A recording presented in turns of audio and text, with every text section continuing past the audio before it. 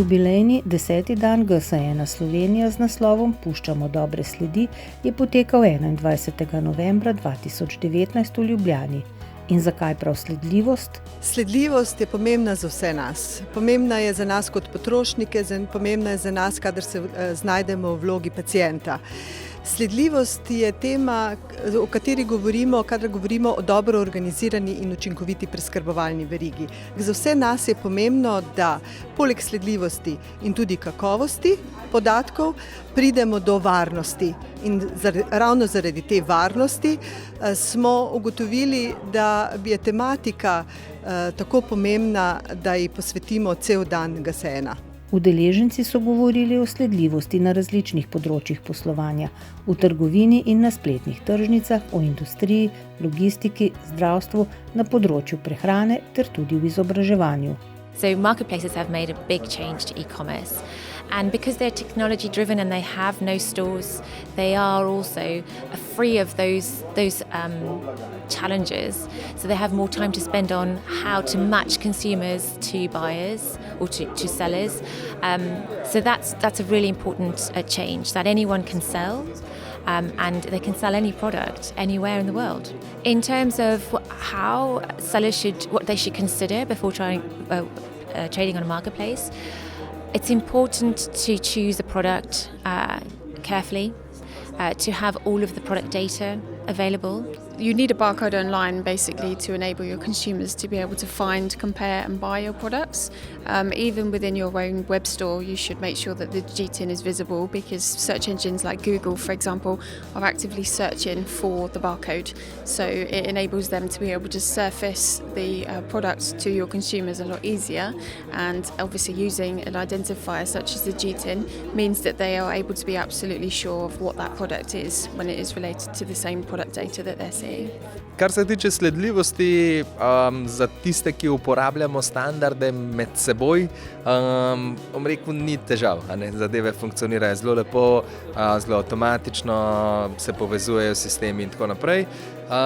Kar pa se tiče mogoče nekih uvozov ali pa tudi izvozov v tretje države, imamo pa še kar nekaj izzivov pred nami, predvsem na ravni povezovanja določenih držav. Težave v praksi z zagotavljanjem sledljivosti se dejansko dogajajo iz več razlogov.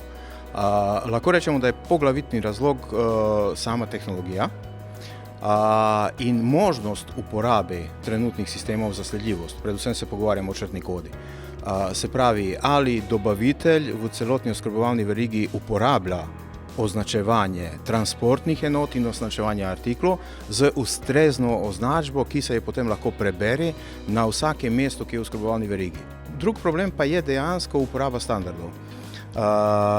Veliko dobaviteljev dejansko uporablja neke lokalne standarde in pač verjetno se jim ne splača ali pa ne želijo spremeniti obstoječi standard, način označevanja v standard, ki je pač GS1, recimo standard, ki je priznan.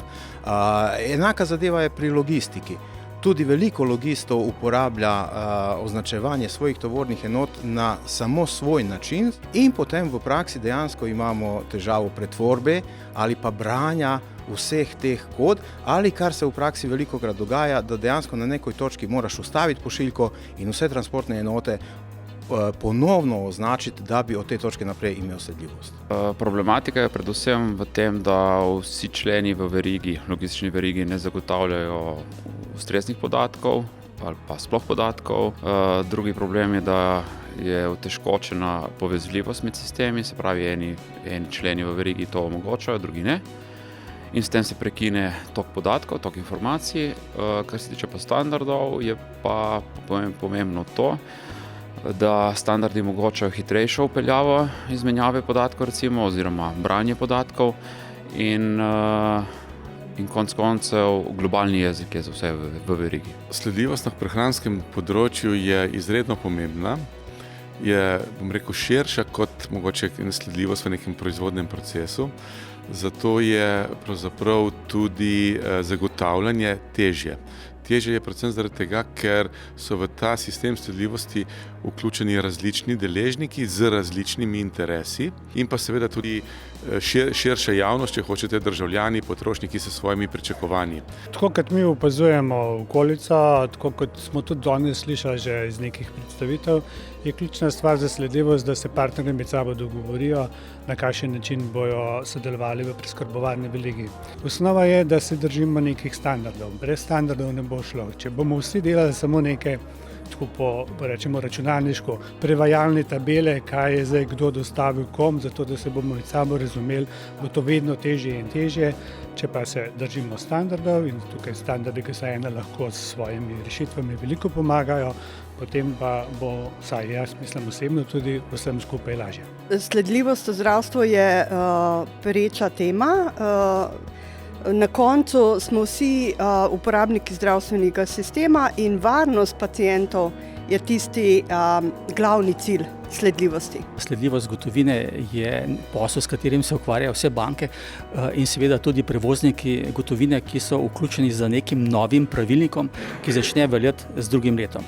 Ta pravilnik jih zavezuje k temu, da vsi bodo morali označevati pakete gotovine z regularno številko GS1, ki omogoča, da so vse pošiljke, vse varnostne vrečke, vsi paketi, vse transportne enote označene na unikaten način. Na ta način je torej dosežena sledljivost vseh enot v državi. To je velika sprememba in tiče se tudi nekaterih trgovcev, zato ker bodo pri pakiranju dnevne gotovine, preden pošljajo po odvoz svojega transporterja, se pravi prevoznika gotovine, bodo morali pakirati to gotovino v predvidene vrečke. Še bolj verjetno pa je, da bo v nadaljevanju prišlo tudi do tega, da bodo morali napovedovati to gotovino z elektronskimi sporočili, ki pa je nadaljevanje tega projekta. Branko Šafarič je kot prejemnik nagrade za izjemnega posameznika znotraj nacionalnih organizacij GS1 na dnevu GS1 pripravil posebno predavanje, ki mu je dal naslov Dobri človek ali Good Human. Ta področje je še najbolj zanimivo. Gre se pa o tem, kako človeška neracionalnost, se pravi vse človeška prepričanja, ki temeljijo na nekih napačnih podatkih, povzročajo napačne odločitve. Analogija tega je, da tudi umetno inteligenco lahko z napačnimi podatki pripravimo do popolnoma napačnih zaključkov. In vedeti je treba tudi to, da nekatere tehnologije so rušilne tehnologije. Tehnologije, ki spreminjajo način našega dela. Izum stručnice je povzročil industrijsko revolucijo. Industrijska revolucija je spremenila blagostanje človeštva. Enakovreden stroj, ki lahko povzroči enako spremembo našega življenja, je umetna inteligenca. In to moramo obnašati se pravilno, racionalno, s pametjo, ne pa z nekimi srednjeveškimi prepričanji, ki so še vedno prisotna v 30-40% populacije. Poseben poudarek letošnjega dogodka je bil namenjen vprašanju okolja in ogljičnemu odtisu. Jaz mislim, da je zelo pomembna ta sledljivost. Večkrat se mi sami ne zavedamo sploh, koliko je teh odpadkov, kam grejo, ne? Tako da vsaka informacija, mogoče predvsem v tem smislu, da bi videli, da se stvari reciklirajo, ne? Da se je res nekaj zgodilo, potem to naprej uporabljalo, da bi bila velika motivacija tudi za potrošnike. GS1 Slovenija je pred 2 letoma podpisala pismo o nameri sodelovanja z več slovenskimi izobraževalnimi ustanovami in danes sodeluje že z 22 institucijami znanja. V letošnjem letu je bilo podeljenih 66 certifikatov GS1 stopnje 1 razume standarde GS1, ki jih je na dogodku prejemnikom slovesno izročila doktorica Mateja Podlogar. V bistvu je dodana vrednost tako za študente kot za gospodarstvo ena in edina in to je uporabnost teh globalnih standardov. Na ta način v bistvu dokazujejo svoje znanje z področja globalnih standardov in pa jih bo seveda lahko s pridom izkoristili in pravilno uporabili ta znanja v praksi. Tako študentje, ko se bodo zaposlili, tisti, ki so pa že v gospodarstvu in praksi, pa to že dnevno počnejo. Organizatorji so z jubilejnim dogodkom želeli pustiti tudi zelo konkretno dobro sled, zato so Zvezi prijateljev mladine Slovenije podarili šolske potrebščine, knjige in didaktične igrače, ki so bile zbrane v GS1 Slovenija, v akciji pa so se jim pridružili tudi udeleženci konference.